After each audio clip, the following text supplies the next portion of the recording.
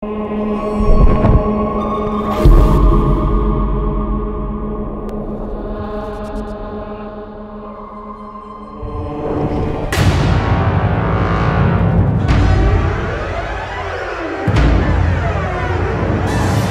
this game, hell is the main character. It's the venue is the main character. That's really what the score is about. The vastness of it, the infinity of it.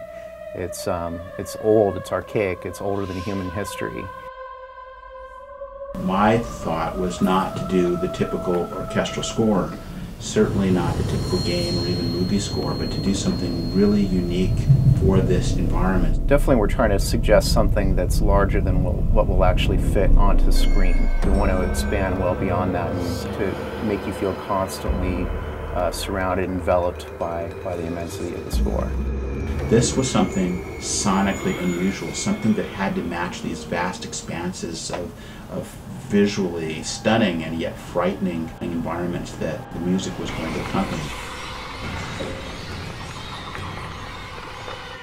We felt that there had to be a really human connectedness. Hell is practically built out of souls, so we really had to push all the vocal components to the front and center of every moment, just to kind of keep reminding you of, like, yeah, there's just thousands and thousands and thousands of souls down here. The vocal stylings that you hear throughout the score, I guess one name for it is atonal or aleatoric. The style is very closely affiliated with two composers from the 20th century, Penderecki and Ligeti. It's something that was used commonly in the late 20th century, but it's a very unusual technique, and the cool thing about it is that it never sounds the same twice. But the person who really brought it to the public was Kubrick, and most notably in 2001, but later in films like The Shining.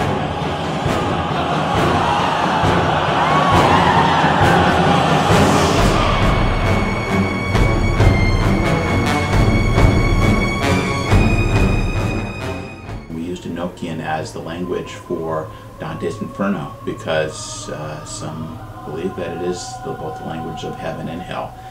But over the centuries since then, it's come to have a darker, demonic meaning.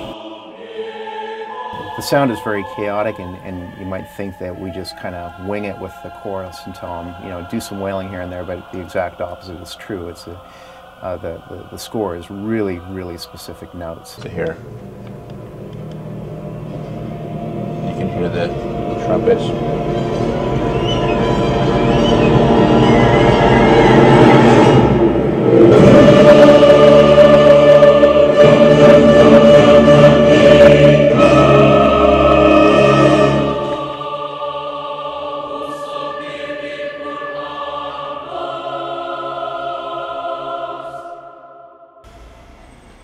There are precious few large-scale rooms left in London. It's basically either Abbey Road Studio 1 or Air Studios. Here we were in London. We had really two of the best recording groups in the world.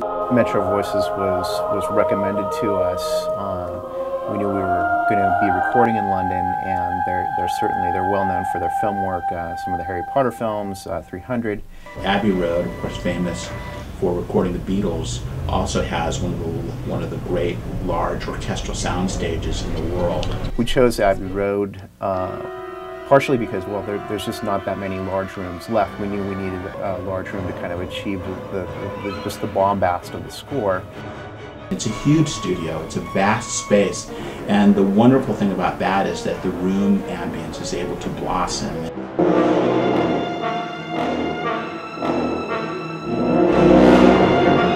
I tried to use the orchestra and also other special sounds that we created, whether it's with percussion instruments or special sounds that I asked the orchestra to do. For instance, at times we asked the entire orchestra to stomp their feet.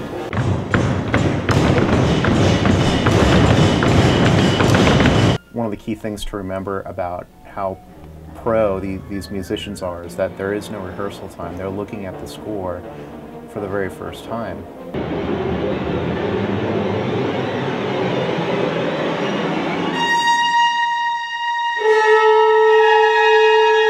We asked them to do things that may have never been asked by any composer before.